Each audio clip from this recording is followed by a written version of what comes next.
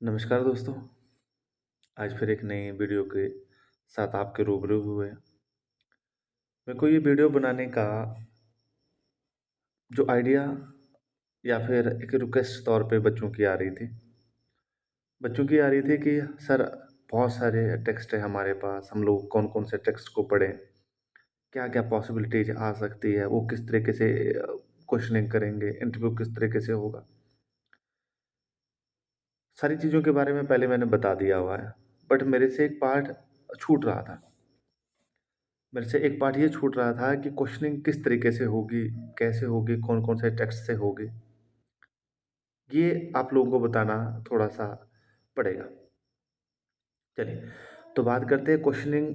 एक तो जनरल हो गई, योग क्या है, कैसे है, क्यों है, कब है, कहाँ से आया, इस तरीके ये जनरल है। तुम लोगों को आना चाहिए। कैसे क्वेश्चनिंग ये हो सकती है कि फर्स्ट योग डे कब मनाया गया, थीम क्या थी, सेकंड कब मनाया गया, उसकी थीम क्या थी, थर्ड कब मनाया गया, थीम क्या थी। इस तरीके से और प्लेस भी, वेन्यू भी पूछा जाएगा शायद में भी, कहाँ होगा, कैसे होगा, क्यों होगा। ये सारी चीज़ें ये जनरल है। इसके बारे में ज़्यादा डिस्कशन तो नहीं करूँगा, बट हाँ, हल्का सा हल्का बताऊँगा। योग और एक्सरसाइज़ेज़ में, जनरल एक्सरसाइज़ेज़ में क्या फ़र्क है? योग किस तरीके से हम लोगों को हेल्प करता है? जनरल एक्सरसाइज़ेज़ क्या कर सकती है? आप लोगों को क्लियर होना चाहिए। अभी हाल ही में मेडिटेशन डे भी मनाया गया है। अब सीएमजी योगशाला ने जो अपना कोर्स चला के रखा हुआ है, वो भी मेडिटेशनल ही है। तो शायद में भी मेडिटेशन के ऊपर बात चल सकती है, पॉसिबिलिटीज़ हैं। अब सेकंड बात आती है कि हम लोगों ने कौन-कौन सी टेक्स्ट पढ़नी है, कौन-कौन से टेक्स्ट से क्वेश्चनिंग हो सकती है। सबसे पहले हठ योग की अगर हम बात करें, तो यहाँ पे सीएमजी योगशाला पूरा हठ योग पे फ़ोकस करता है। पूरे हठ योग में क्या-क्या आता है कि हठ योग प्रदीपिका, घेरन संहिता, शिव संहिता, हठ रत्नावली और सबसे फेमस आज के डेट में जो चल रहा है, दैट्स कॉल्ड पतंजलि योग सूत्र।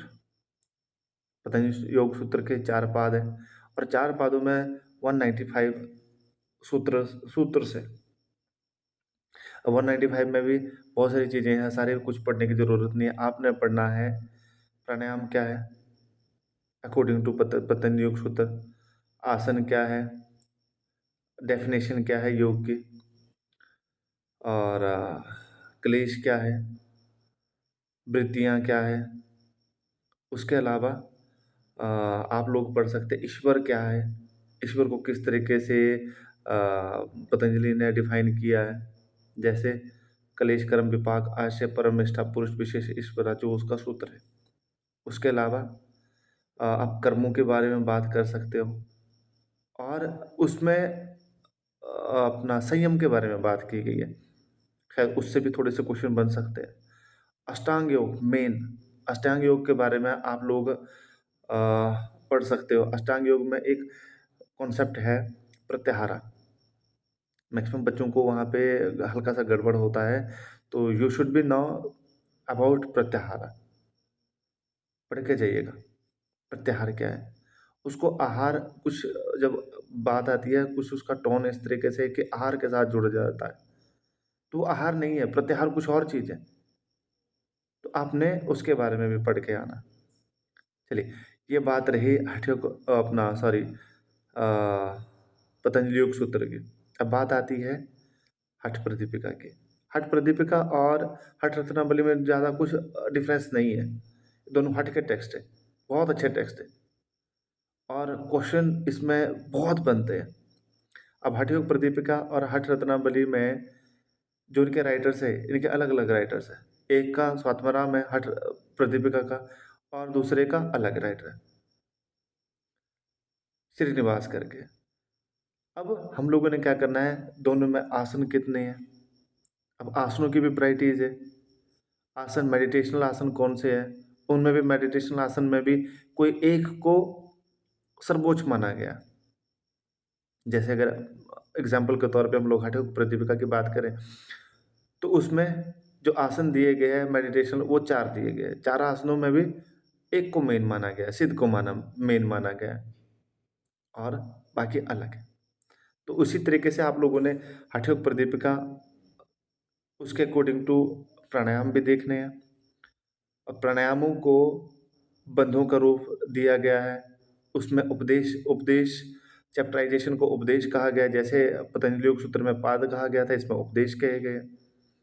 ये पूछा जा सकता है कि पहले उपदेश में क्या लिखा गया है?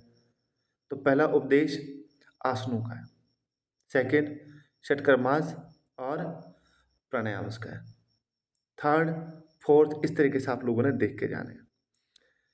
प्राणायाम हो गया, आसन हो गया, मुद्राओं के बारे में पढ़ के जाना है। कितनी मुद्राओं का उल्लेख हठ योग टेक्स्ट में है, हठ प्रदीपिका में, हठ रत्नावली में।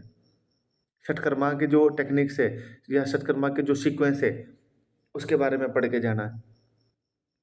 उसके अलावा आप लोगों ने षटकर्मा के बारे में तो पढ़ लिया, अब मेडिटेशनल कॉन्सेप्ट भी है। हठ प्रदीपिका में नादानुसंधान का दिया गया है, उसके 4 अवस्थाएँ हैं, उसके बारे में भी पढ़ के जाना है। और ये भी पूछ सकते हैं कि हठ रत्नावली और हठ प्रदीपिका में एक आसन किसी में ज़्यादा है। भुजंगिनी आसन है, सॉरी भुजंगिनी आसन नहीं है, प्राणायाम है।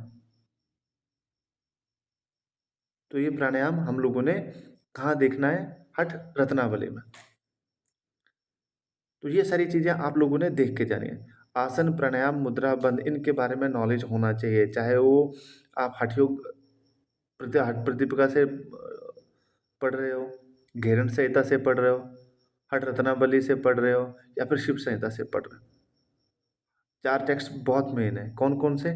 पहला आ गया हठ प्रदीपिका, दूसरा हठ रत्नावली, तीसरा घेरन संहिता और चौथा शिव संहिता। चलो शिव संहिता को हम लोग इतना नहीं मानते कि उसमें से बहुत कम क्वेश्चनिंग होती है, बट कहीं न कहीं टच किया जाता है।